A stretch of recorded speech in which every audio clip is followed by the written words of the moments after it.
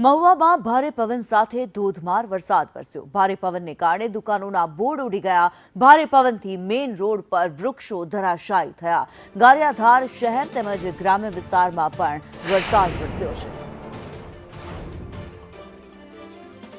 મહુવાના વાતાવરણમાં અચાનકથી જ પલટો જોવા મળ્યો। મહુવામાં ધોધમાર વરસાદ સાથે ભારે પવન ફૂંકાયો છે। સવારે તડકા છાયાવાળું વાતાવરણ હતું અને અત્યારે જે પ્રમાણે ધોધમાર વરસાદ વરસ્યો છે, વાતાવરણની અંદર અચાનક જ પલટો જોવા મળ્યો છે।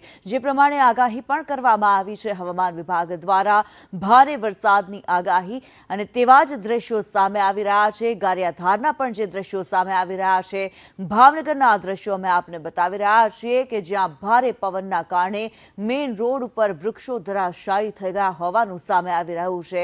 ભારે વરસાદ વરસી રહ્યો છે, ભારે પવન ફૂંકાઈ રહ્યો છે।